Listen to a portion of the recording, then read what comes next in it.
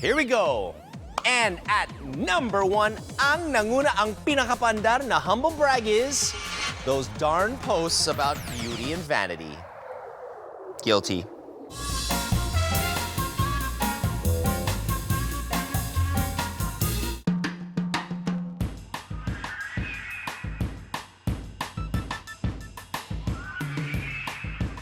Hashtag woke up like this.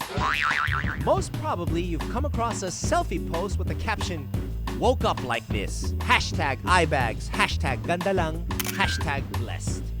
Wait, you mean you slept with your makeup on? I woke up like this na nasa puting kama, pero naka-lipstick, may blush ng konti, naka-curl yung eyelashes. Dahil sa post na yon, saka mo bubusisiin yung litrato. At doon mo makikita, Ganda.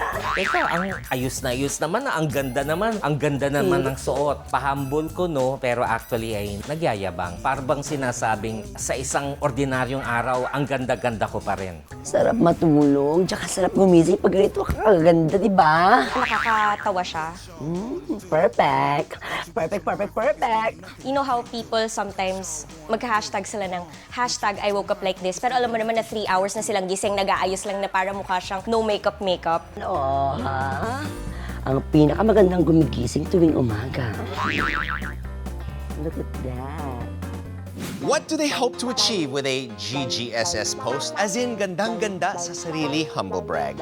With social media kasi, hindi mo nakikita yung reaction ng mga tao na nakakita ng post mo. So, wala kang social cues na, uy, nakakaya pa rin ginawa ko. Nakakainis na talaga to.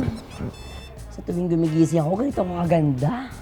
Parang nagyabang pala ako. So yung mga tao sa social media, hindi nila alam na nagyayabang pala sila. So, I guess, subconsciously, they post more and more humble brags. O, di ba? No difference. Because I woke up like this. May kinalaman talaga sa vanity na parang kailangan nilang ulit-ulitin na maganda ako, ganyan ano. Dapat ninyong i-appreciate. Nag-expect sila doon ng mga like. Pero sinasabi ng ilang psychologists, yun yung mga taong medyo insecure. Parang kinakailangan nila lagi na ma-remind na hindi, okay ka lang.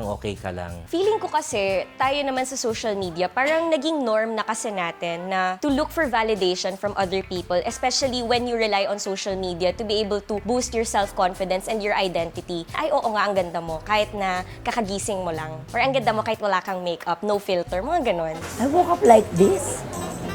Putok na eyeshadow, putok na lipstick, kagigising. How do people normally react to this kind of humble brag? Nung una, hindi ko naman napapansin yung humble brag until nagkaroon nga ng phenomenon or yung label na humble brag. Doon ko na talaga na-observe. Most of the time, hindi naman ako naiinis. Naaaliw lang ako. Pero siguro kung several times in a day yung humble brag, mag-unfollow na ako. Pero kung once in a while, masaya na kung close friend ko, okay lang naman yung humble brag. Minsan, pagkabisado ko na sino yung laging nagpo-post ng ganun, wala. Lalampasan ko lang, hindi ko nababasahin ng husto. So, sa mga ganong instances, nakakatawa na meron siyang ganong klaseng irony. Pero then there are times na syempre parang when you feel na masyado silang GGSS ba, yung gandang-ganda sa sarili nila parang, wow te, edi ikaw na, mga ganon. Hi, Ashley! I woke up like this. Eh, di ikaw na. Sa'yo na ang corona. Ayan. Woke up like this. May makeup, baby.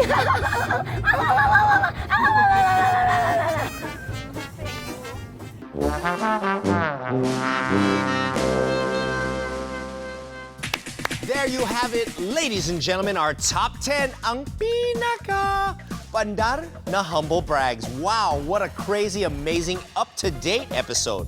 Many thanks, of course, to our guest panelistas. Guys, this has been your host, Revilson Fernandez. Next week, you got to get your pens and notepads handy as we continue listing down the top 10 of anything and everything that's on cyberspace. Dito lang sa paboritong listahan ng bayan, ang nag-iisang ang pinaka